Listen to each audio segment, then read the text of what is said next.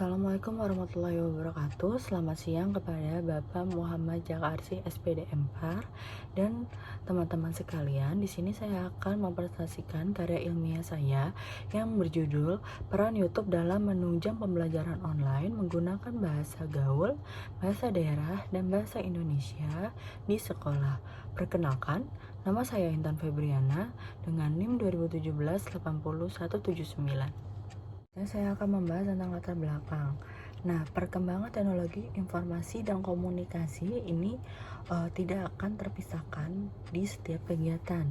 Sejalan dengan kemajuan teknologi di dunia pendidikan, program pendidikan di sekolah diarahkan dengan penguasaan ilmu berbasis teknologi sebagai modal mereka dalam memberikan pembelajaran di kelas.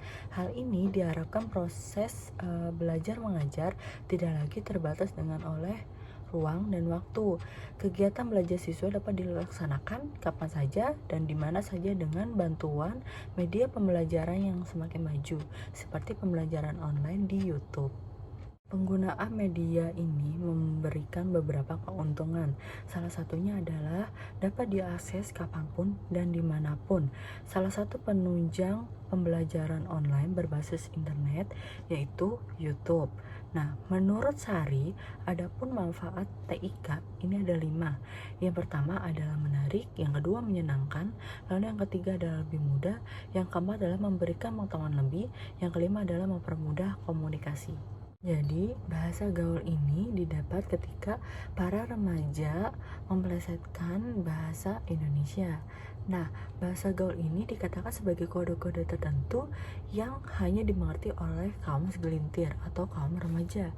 Contohnya, mantul. Mantul itu adalah mantap betul. Lalu, untuk bahasa daerah itu sendiri, yaitu bagian dari kebudayaan Indonesia yang hidup dengan penjelasan Undang-Undang Dasar 45 berhubungan dengan pasal 36. Bahasa daerah ini merupakan bahasa tradisional di sebuah daerah yang menjadi warisan turun-menurun bagi masyarakat pemakai di tempat bahasa itu digunakan. Selanjutnya, rumusan masalah. Berdasarkan pada masalah penelitian di atas, maka rumusan masalahnya sebagai berikut. Yang pertama, apakah terdapat pengaruh bahasa gaul terhadap pembelajaran online pada YouTube di sekolah? Lalu yang kedua, apakah terdapat pengaruh bahasa daerah terhadap pembelajaran online pada YouTube di sekolah? Lalu yang ketiga adalah apakah terdapat pengaruh bahasa Indonesia terhadap pembelajaran online pada YouTube di sekolah? Selanjutnya, tujuan masalah. Berdasarkan pada masalah penelitian di atas, maka tujuan dari penelitian ini adalah untuk mengetahui pengaruh bahasa gaul terhadap pembelajaran online pada YouTube di sekolah. Lalu yang kedua, untuk mengetahui pengaruh bahasa daerah terhadap pembelajaran online pada YouTube di sekolah. Lalu yang ketiga adalah untuk mengetahui pengaruh bahasa Indonesia terhadap pembelajaran online pada YouTube di sekolah. Selanjutnya bab 2 yaitu tinjauan pustaka. Nah, di sini ada teori dasarnya. Ada 2, yang pertama adalah media online. Nah, media online itu sendiri adalah yang mengacu pada permintaan akses ke konten kapan aja, di mana aja, pada setiap perangkat digital, serta umpan balik, penggunaan interaktif, partisipatif, kreatif, dan pembentukan komunitas serta konten media. Selanjutnya adalah kedudukan YouTube. Nah, YouTube itu sendiri adalah layanan video berbagi yang disediakan oleh Google untuk para penggunanya untuk memuat, menonton, dan berbagi video secara gratis. Maka dari itu, YouTube itu sendiri menjadi salah satu media sosial yang praktis dan mudah diakses, sehingga YouTube merupakan situs yang paling populer karena ditonton ribuan orang setiap harinya. Selanjutnya, dari variabel dependen adalah pembelajaran online. Nah, pembelajaran online itu sendiri atau yang disebut biasanya e-learning adalah merupakan suatu jenis belajar mengajar yang memungkinkan tersampaikan bahan ajar ke siswa dengan menggunakan media internet atau media komputer lainnya. Selanjutnya, variabel independen. Di sini ada bahasa gaul. Nah, pengertian dari bahasa gaul itu sendiri adalah bahasa khas remaja, terus kata-katanya itu diubah sedemikian rupa sehingga hanya dimengerti oleh kaum mereka saja atau kaum remaja. Nah, istilah itu bisa berkembang, berubah, dan bertambah setiap hari. Selanjutnya yang kedua adalah bahasa daerah. Nah, bahasa daerah itu sendiri adalah simbol atau bunyi yang bermakna terus dan berartikulasi yang digunakan di lingkungan suatu kota atau wilayah yang dipakai sebagai bahasa penghubung antar daerah di wilayah Republik Indonesia. Selanjutnya, bahasa Indonesia. Nah, bahasa Indonesia memiliki kedudukan dan fungsi menjadi dua. Yang pertama, kedudukan dan fungsi bahasa Indonesia sebagai bahasa nasional. Lalu yang kedua adalah kedudukan dan fungsi bahasa Indonesia sebagai bahasa negara atau resmi. Nah, bahasa Indonesia berfungsi sebagai ada 4. Yang pertama, lambang kebanggaan nasional. Lalu yang kedua adalah lambang identitas nasional. Lalu yang ketiga adalah alat pemersatu masyarakat yang berbeda-beda latar belakang sosial, budaya, dan bahasanya. Lalu yang terakhir adalah alat penghubung antar budaya dan antar daerah. Selanjutnya, bab 4, pembahasan. Nah, yang pertama adalah peran YouTube dalam pembelajaran online menggunakan bahasa gaul. Hasil penelitian yang dipaparkan atau disimpulkan, para informal menggunakan bahasa gaul itu pada saat berkomunikasi secara non formal, misalnya pada saat bercanda dan untuk untuk mencairkan suasana. Lalu momen ini akan dijadikan informan untuk pembelajaran media online sebagai cara untuk berinteraksi menggunakan bahasa gaul, karena dalam konteks seperti ini dapat dipercaya memuat tanggapan seseorang terhadap suatu makna dari suatu pesan terkesan dan masuk akal dan lalu lebih menyatu dan memahami.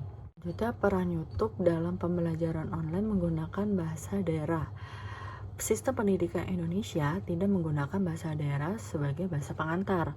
Dalam pembelajaran online ini jarang menggunakan bahasa daerah karena belajar di tiap daerah ini bahasanya berbeda-beda, sehingga sekolah di seluruh Indonesia secara seragam menggunakan bahasa Indonesia dibandingkan bahasa daerah sebagai bahasa pengantar.